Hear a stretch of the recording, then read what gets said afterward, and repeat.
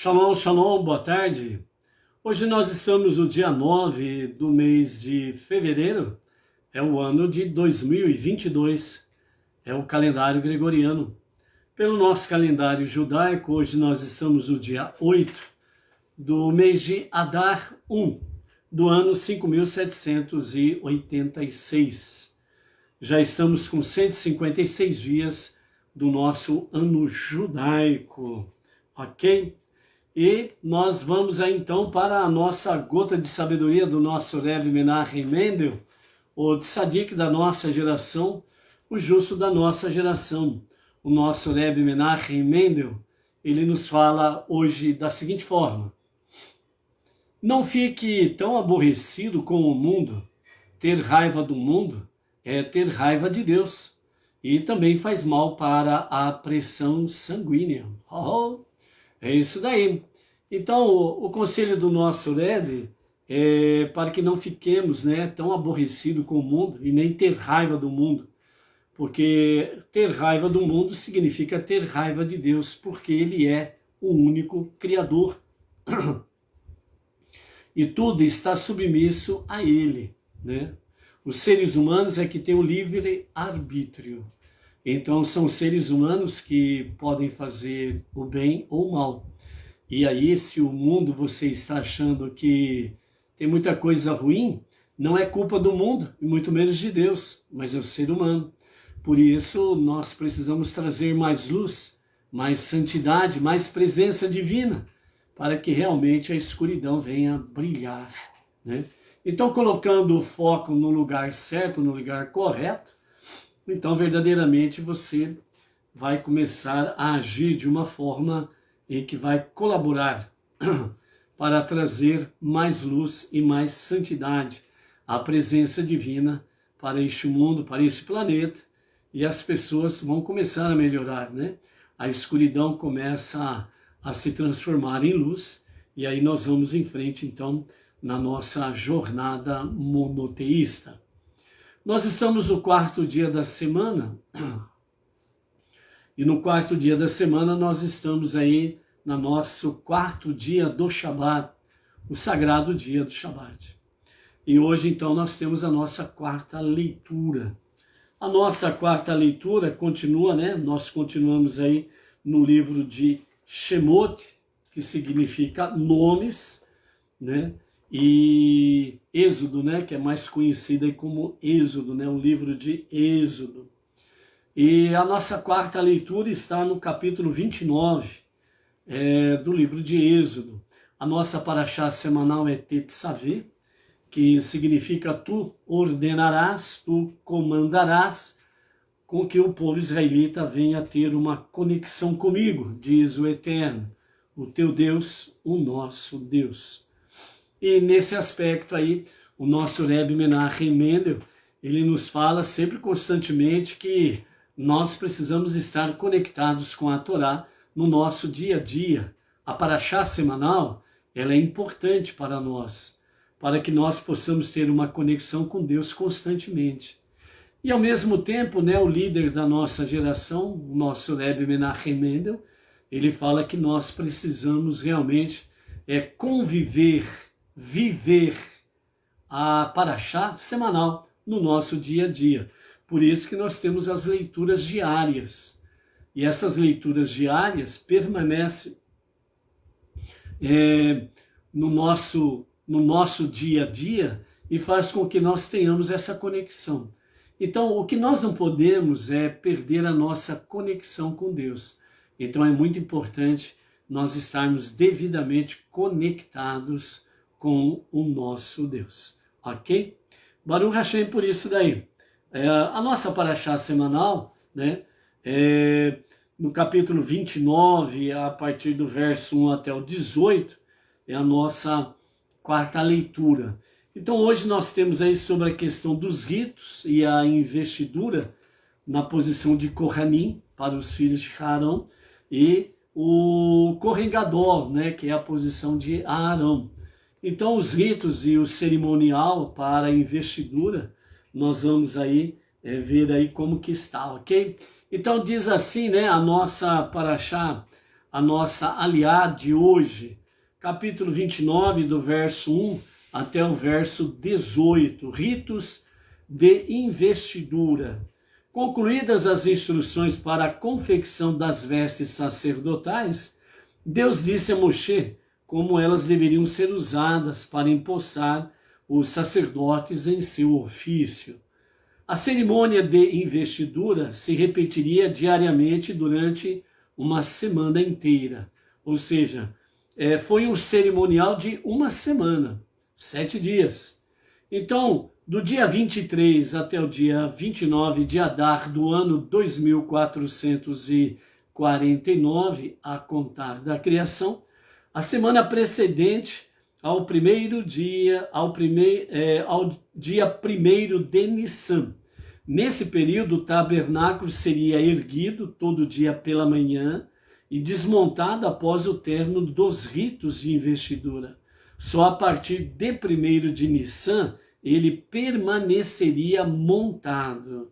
Isto é o que farás a Arão, a seus filhos, para consagrá-los, para que me sirvam como sacerdotes.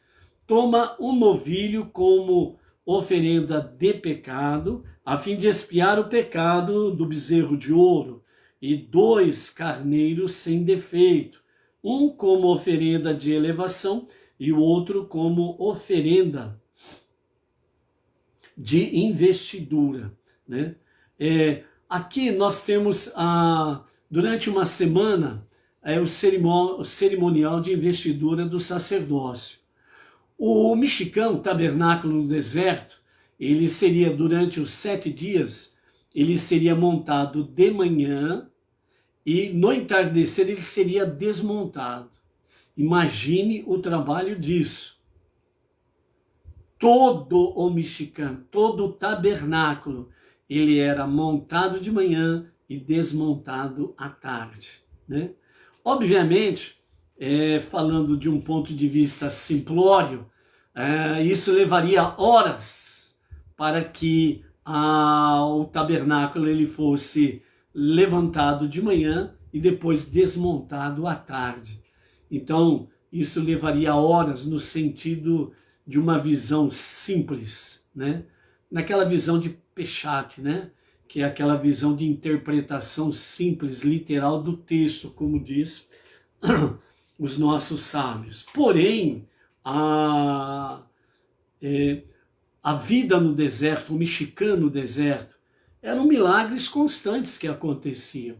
Então, a partir do momento que o povo israelita punha-se a trabalhar, os milagres aconteceriam.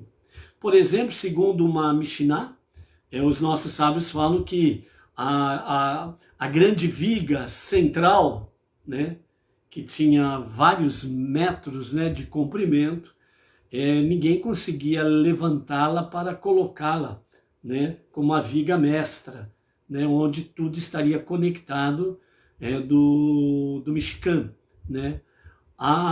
Mas aí essa Mishnah fala que Moshe, né, Deus disse a Moshe, monte você a viga mestra. E ele então pegou a viga mestra e ele levantou sozinho, né, a viga mestra, e ao mesmo tempo o mexicano ficou levantado. Então essa Mishnah fala mais uma vez sobre essa questão de milagres que aconteciam sucessivamente com o povo israelita no deserto, ok? Então, o montar e desmontar era uma forma milagrosa e acontecia de uma forma rápida, mas sempre com a ação presente do ser humano. Moshe com a viga mestra e os demais se colocando aí a realmente pegar o martelo, fincar, né, as fendas na terra, né, as clavas na terra, para fixar, né, as laterais do mexicano, ok? Então, sempre com a presença, a participação humana e os milagres acontecendo. É a união do divino com o humano. Então, é a questão da unidade entre o celestial e o terreno, e os milagres acontecem. Então, é nesse sentido aí, ok? E outra coisa que nós observamos aqui é que a orientação é toma um novilho como oferenda de pecado. Na continuidade nós vamos ver aqui que se trata de um touro. Então era o touro foi usado para perdão de pecados, né? Então mais uma vez nós temos aqui que não foi usado cordeiro para tirar o pecado, ok? E na sequência também nos fala sobre um novilho e 2 carneiros sem defeito, né? Então o novilho, o touro, era para a oferenda para perdão de pecados, e os 2 carneiros, né, sem defeito, um era para a oferenda de elevação e o outro era para ser usado como oferenda de investidura, né? Então nós temos aqui, mais uma vez, a realidade, né? Não há cordeiro para o sacrifício de perdão de pecados, ok? No verso 2, ainda no capítulo 29, nós temos aí que nos fala sobre 30 unidades de pães não fermentados, 10 pães não fermentados, 10 bolos não fermentados, amassados com azeite, e 10 biscoitos achatados não fermentados, untados com azeite, né?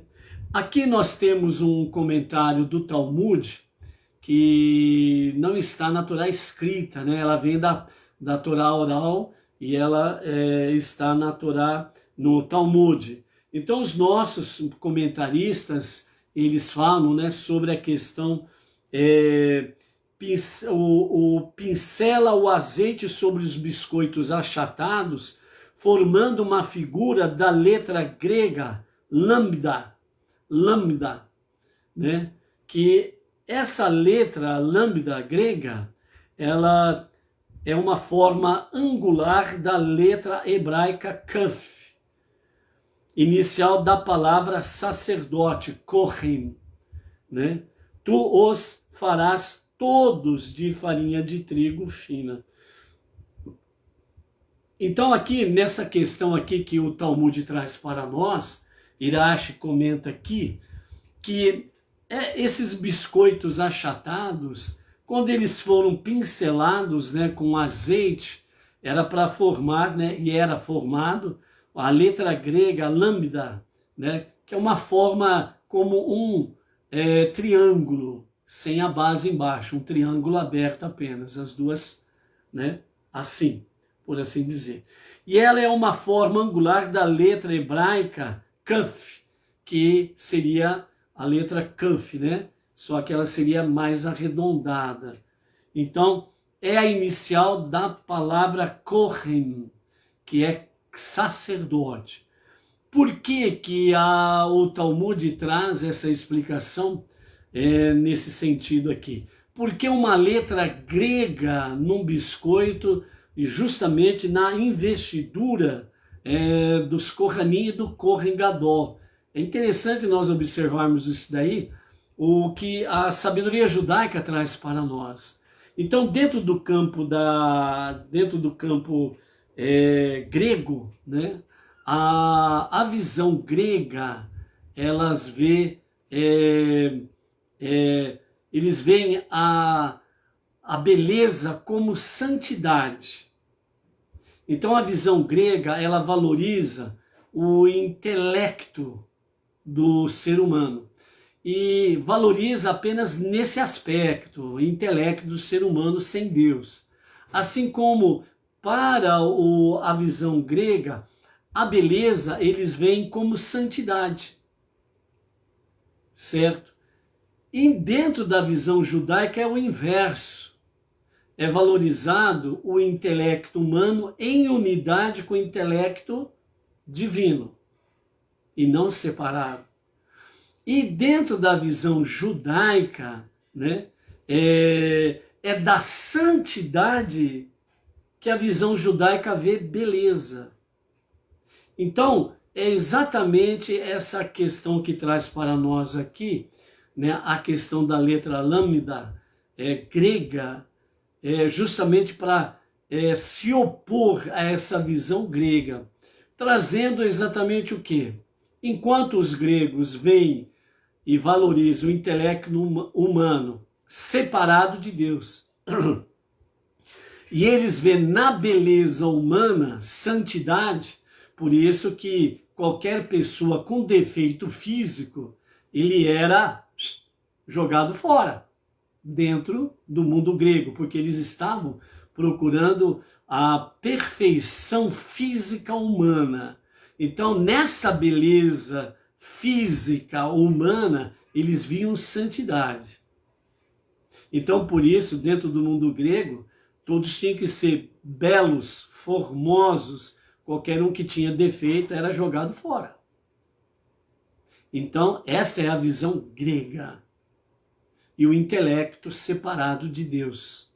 Então, quer dizer, uma pessoa que demonstrava algum grau de inteligência era endeusado.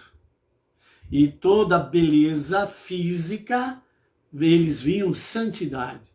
E é justamente o Michigan e a visão judaica traz tudo ao contrário, né?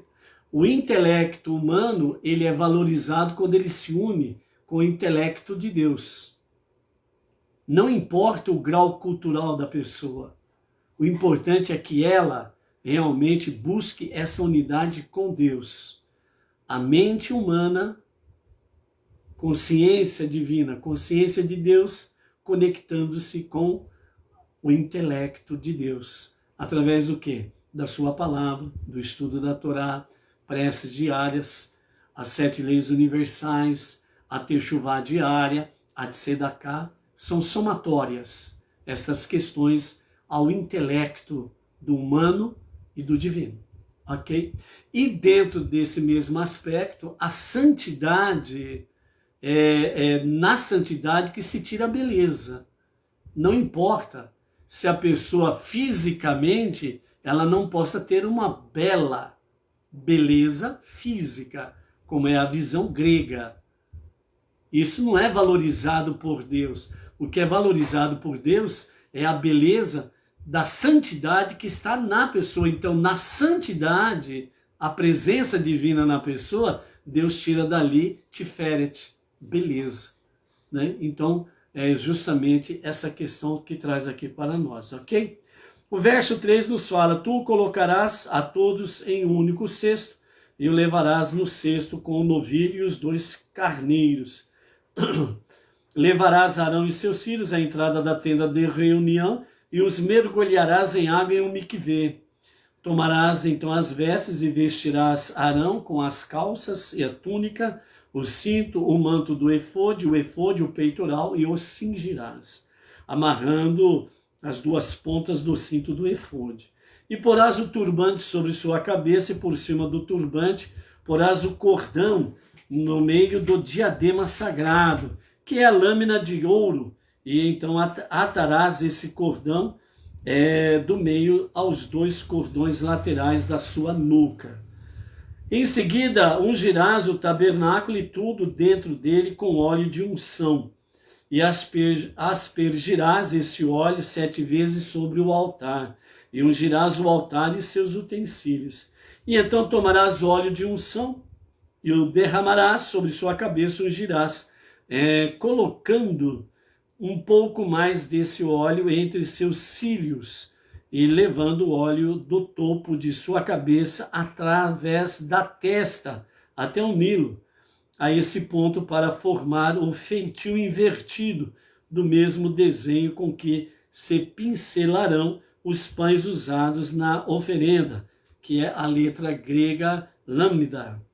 Quando um de seus descendentes diretos se tornar sumo sacerdote, tu o investirás no ofício, ungindo de igual modo, né? Aproximarás os seus filhos e os vestirás com suas calças, túnicas, né? E com todo o seu recato, tu os ungirás com cintos.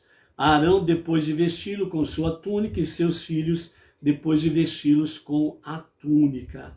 E lhes colocarás as aberturas de cabeça. E então empossarás Arão e seus filhos em seu ofício, vestidos com os paramentos sacerdotais, e essa investidura tornará deles o sacerdócio como estatuto eterno. E aí, então, a partir do verso 10, nós temos aí exatamente os sacrifícios da investidura. Primeiro nós temos a oferenda de pecado, em que o sacerdote ele pega do touro e não cabra nem ovelha, e sua carne será completamente queimada e não comida, porém será similar a uma oferenda de pecado peculiar comum, e pelo fato de seu sangue ser aplicado sobre o altar externo, que é lá o altar de cobre. Levarás então o touro para a frente da tenda da reunião, e Arão e seus filhos apoiarão as mãos vigorosamente sobre a cabeça do touro. Abaterás o touro, e ele será então o sacrifício de oferenda de pecado, né?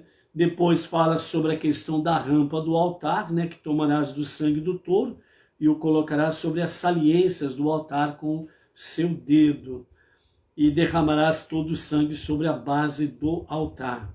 Então subirás novamente sobre a membrana da gordura que cobre as vísceras do touro, isto é, o seu estômago, o diafragma, como parte do fígado, e os 2 rins, com a gordura em volta deles, e os queimarás sobre o altar. Queimarás a carne do touro com seu couro, seu excremento fora do acampamento, apesar de tudo, as diferenças que apresento com relação às oferendas do pecado comum. Então tomarás o primeiro carneiro e ofertarás como oferenda de elevação. Arão e seus filhos colocarão as mãos sobre a cabeça do carneiro, e então abaterás o carneiro, tomarás o seu sangue, borrifarás da bacia sobre a metade inferior do altar e ao redor dele. Cortarás o carneiro em pedaços, lavarás suas vísceras e pernas, e subirás a rampa e porás as vísceras e as pernas em cima do altar com seus outros pedaços e sua cabeça. Queimarás o carneiro inteiro sobre o altar, ele é a oferenda de elevação para Deus. Portanto, diferentemente da oferenda de pecado, essa oferenda de elevação será oferenda de fogo, feita para agradar a Deus. Então, aqui na nossa quarta leitura, nós temos aí essa questão da oferenda do touro e dos 2 carneiros. Aqui hoje, na nossa quarta leitura, nós vimos a questão do primeiro carneiro. Amanhã teremos na nossa quinta leitura a questão e a visão do segundo carneiro, ok? Então aqui nós temos a questão da unção, o turbante que é colocado sobre a cabeça do Kohen Gadol, né? Temos aí o novilho, o touro, que é a oferenda de pecados e não é cordeiro, né? Cordeiro para oferenda de pecados não existe. E 2 carneiros para oferta de elevação e o outro para a investidura. Hoje nós vimos aqui o primeiro, que é para elevação, um incenso agradável a Deus, o sacrifício do carneiro, que é completamente queimado igual ao touro. Amanhã nós vamos ver o que acontece com o segundo carneiro, ok? Vimos aí a questão da letra grega lambda, que é no sentido para trazer para nós que o intelecto humano sozinho, isolado, não tem nenhuma beleza, não tem tiferet, e não tem a graça divina, que é a visão grega, né? Valorizando o intelecto e a beleza física, né? Isoladas, valorizando o aspecto homem, né? E dessa forma endeusando o ser humano, o homem. E enquanto que a visão judaica ela é totalmente oposta. Não despreza o intelecto humano, pelo contrário, faz com que o intelecto humano se una ao intelecto divino, para que possa ter beleza, luz, santidade. O aspecto físico também não é desprezado pelo Eterno, né? O aspecto físico mostra para nós exatamente a questão de nós realmente trazermos santidades para nós mesmos, luz para nós mesmos, para que haja em nós, ou seja, dentro de nós, a luz e a santidade divina. Nesta unidade, Deus olha para nós e vê em nossa santidade, ele tira beleza e ele se agrada exatamente disto. Por quê? Porque é o ser humano em fusão, em unidade com Deus. E nessa unidade com Deus, verdadeiramente nós estamos fazendo o quê? Nós estamos trazendo luz e santidade de Deus para o nosso tempo presente. Nesse aspecto é que Deus valoriza as coisas. Então, o Talmud traz essa compreensão, né, essa palavra, né, de conhecimento sobre a questão da letra grega, lambda, para mostrar para nós exatamente o intelecto humano e o ser humano isolado de Deus leva realmente para a idolatria, ok? Depois nós vimos aqui dentro dessa questão da leitura a questão do azeite, da unção. Então nós vimos aqui no versículo 7, né, e os sequenciais aí, sobre a questão da unção. Então ali fala sobre a unção do Kohen Gadol, dos sacerdotes, e tudo o que há dentro do tabernáculo é ungido com o azeite, né? Então aqui o que nós aprendemos aqui na realidade, azeite de unção é para a consagração dos sacerdotes, do Kohen Gadol, o sumo sacerdote, consagração do Mishkan, posteriormente o Beit HaMikdash, e todos os utensílios dentro do Mishkan e dentro do Beit HaMikdash. E mais para frente, né, nós vamos ver aí que o azeite da unção, ela também é usada para o profeta e o rei, quando o rei é consagrado. Então, o azeite, ele nunca foi usado como unção para enfermos. Isso daí é uma prática idólatra que está conectado com os mundos religiosos lá fora, certo? Então, azeite de unção para enfermo nunca foi usado, não existe isso. Então, aqui nós aprendemos também esta realidade aqui, ok? Então, é importante estarmos aí conectados com isso daí. Uma outra coisa que nós aqui vimos até o presente momento dentro da nossa paraxá semanal, nós vimos aí no princípio da nossa paraxá, né, onde fala sobre o acendimento do candelabro, né, a menorá lá dentro do Mishkan e posteriormente o Beit HaMikdash, né. E ali nós temos como o Mishkan e o Beit HaMikdash também são divididos em 3 partes, né. Então temos o pátio, né, temos o Kadoshim, que é o lugar dos santos, que é a parte coberta do Mishkan e do Beit HaMikdash, e o Santo dos Santos, o Kadosh Kadoshim. O pátio é onde está o altar de cobre para os sacrifícios. Depois, no pátio, no altar externo, que chama, que é fora do Kadosh Kadoshim, na parte coberta, no lugar Kadoshim, onde os sacerdotes ficam. Onde tem ali a menorá, a mesa dos pães, e tem o incensário, né, que são os ingredientes ali que é mais falado dentro desse aspecto aí, ok? Então aqui, né, nessa parte aqui, nós temos aonde tem o altar do incensário, onde é queimado o incenso, e temos também a menorá, onde é acesa os 7 braços da menorá, do candelabro, que ficava ali sendo iluminado, etc. e tal. Então, a queima do incenso aqui, ela está associada exatamente ao acendimento das lâmpadas do candelabro. A tradição nos ensina que o incenso era queimado no meio do ritual de acendimento das lâmpadas. Era sempre feito juntos, o acendimento da menorá e o acendimento do incensário. Então, o tabernáculo no deserto, ele não tinha janelas. Então, é uma coisa que precisa ser observada. o Michigan, no deserto, não tinham janelas. Porém, né, o Beit HaMikdash, o templo em Jerusalém, ele tinha janelas. As janelas nas construções normais, né, antigamente, elas tinham uma característica peculiar. A parte externa da casa, onde tinha a janela, ela era mais estreita e a parte interna era mais larga. Qual que era o objetivo desse tipo de janela?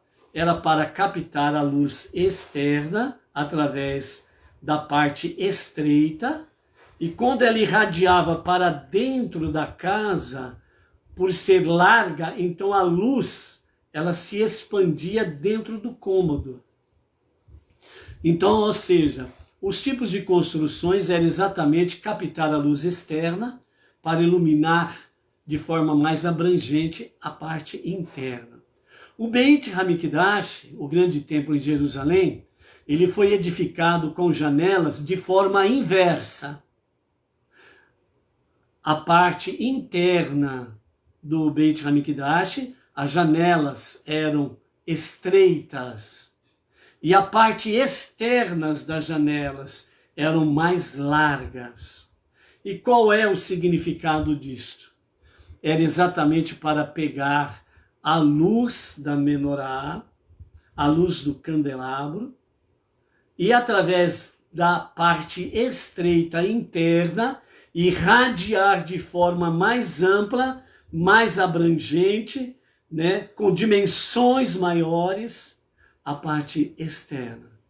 Então, o que os sábios comentam conosco sobre essa questão aqui? A finalidade divina, a finalidade de Deus é exatamente o quê? Transmitir externamente, não somente para o povo israelita que estava na parte externa, não somente as cidades que estavam dentro da terra prometida, mas em todas as dimensões do planeta. É irradiar a consciência divina. Então este é vamos assim dizer, esse é um dos grandes princípios, um dos grandes fundamentos realmente do Michigan e do Beit HaMikdash. Através disto, irradiar a luz divina, irradiar a consciência divina. Por isso que o sistema aí fora está bravo contigo. Por isso que o sistema aí fora, desde Paró, Faraó, Ramã, Amaleque, Jezabel, até a era moderna, né? Segunda Guerra Mundial, Holocausto, Hitler e todas as sequências ou aliados, né? Dentro daquela questão nazista, socialista, comunista e companhia limitada, eles ficam realmente conturbados, perturbados por causa da consciência divina. E estes ou estas ideologias, elas querem de todas as formas fazer o quê? Que a consciência divina seja apagada. Observem que esses sistemas ou essas ideologias mataram ao longo da sua história milhões e milhões de pessoas. Observe que na Europa está cada vez mais aumentando, não somente a questão ações contra judeus, mas ações contra tudo aquilo que se refere à questão de religiosidade. Onde as pessoas possam dizer Deus acima de tudo e de todos. Pronto, acabou. É guerra. Veja o que aconteceu agora recentemente no Brasil. Um político de esquerda, com essas ideologias naquela cabeça oca, para não falar outra coisa, né? Que aquela cabeça que mais parece privada, pinico e companhia limitada, que ele fez? Essa mente inferior influenciou outras mentes mais inferiores ainda do que a dele, e eles invadiram uma igreja, onde estava ali acontecendo naquele momento um culto religioso daquele segmento religioso, certo? E ali chegou, invadiu, interrompeu a missa, interrompeu o sacerdote que estava fazendo ali a sua missa, e com palavras de ordem agressivas, ameaçadoras, insuflando os que estavam com ele, praticar essa barbaridade aí. Isso é apenas a ponta de um iceberg. Se não for tomada nenhuma medida, se não for feito absolutamente nada, outras coisas piores poderão acontecer. Então, por isso, o objetivo de Deus, o único Criador, o único Deus, o único Salvador, é trazer às pessoas a consciência divina. E essa é uma tarefa que o povo judeu no Monte Sinai assumiu, quando disse: nasce, faremos. E através do povo israelita, isso se expandiu para as nações. E entre as nações, os não-judeus que têm ouvido a mensagem, entendido e compreendido o monoteísmo com fundamento judaico e orientação rabínica, estão vivenciando essa realidade e expandindo a consciência divina. E essa turma aí não gosta disso. O sistema não gosta disso. Por quê? Porque um povo inteligente não tem como domar que nem um gado. O gado, ele expõe medo, terror e domina. Um povo inteligente, não há medo, não há pavor, não tem como dominar. É por isso que eles não querem que as pessoas tenham consciência divina. Então o grande objetivo que Deus materializou através do Mishkan, o tabernáculo no deserto, e posteriormente ele materializou a sua vontade divina no Beit HaMikdash, o grande templo em Jerusalém. Ele nunca disse que habitaria no Mishkan, ele nunca disse que habitaria no Beit HaMikdash, ele sempre disse que habitaria no meio do povo israelita, e através do povo israelita, ele habitaria entre as nações, entre os povos. Porque Deus não está limitado a uma construção. Mas o seu amor incondicional faz com que nós, seres humanos, possamos ser a sua casa, a sua morada. E através de nós, ele, agindo em nossas vidas e nós agindo segundo a sua vontade, nós estamos transformando o mundo para ser a moradia de Deus, a casa de Deus. Então essa é uma realidade que nós temos diante de nós. E por isso, o altar de incenso que ficava próximo ao candelabro tem essa também dimensão, de disseminar, ou seja, revelar toda a realidade divina. A luz infinita de Deus. Foi dessa forma que Deus viu a forma mais conveniente e em que o mundo, o nosso universo, o nosso mundo, o nosso planeta e nós, seres humanos, com toda a criação, possamos suportar essa presença divina, essa Shekhinah, essa luz divina. Então, dessa maneira, o propósito de Deus para a criação pode concretizar-se genuinamente. O mundo inteiro obtém a consciência divina do templo, tornando-se o lar de Deus. Então, quando os Kohanim, o Kohen Gadol, o povo israelita, habitavam o Mishkan, o Beit HaMikdash, Deus estava presente fazendo daquele lugar uma moradia entre o povo, no meio do povo.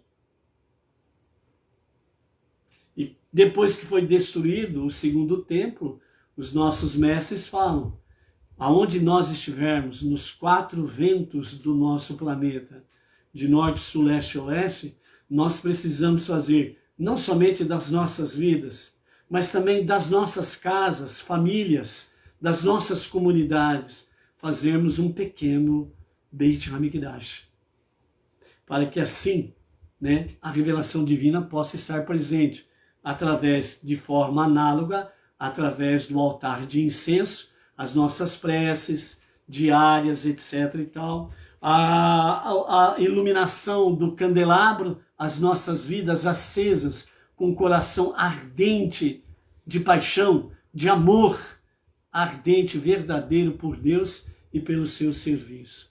Assim nós irradiamos a luz divina, a consciência divina nos 4 cantos do nosso planeta. Então, por isso, amados, de fato, temos diante de nós uma missão preciosa. E para isso, nós não podemos, em hipótese nenhuma, nos acovardarmos, termos medo. Não podemos deixar com que o medo e o pavor nos domine por causa dos perversos. Eles vêm com seus decretos, decretos não é lei. Ele vem com as suas regras, regras não é Constituição Federal, para querer impor medo e pavor. Mas não. Assim como o povo israelita disse, Naseh venishma, faremos e ouviremos, obedeceremos e estudaremos. Ou seja, nós vamos obedecer e adquirir sabedoria através da palavra. Então, os perversos não têm como nos dominar. Não somos gado e nem rato de laboratório. Somos filhos do Deus Altíssimo. E à semelhança do nosso Pai, nós temos luz e sabedoria que Ele nos dá. E também não podemos esquecer, elevo os meus olhos para os montes, de onde me virá ajuda, o socorro, a proteção, aquele que criou todas as coisas. Seja forte, seja luz. Não esmoreça. Você tem a mão divina sobre a tua vida para te abençoar. Você tem o escudo de Deus para te proteger. Porque Ele é o único Criador, o único Deus e o único Salvador. O resto, balela. Até amanhã. Shalom, shalom.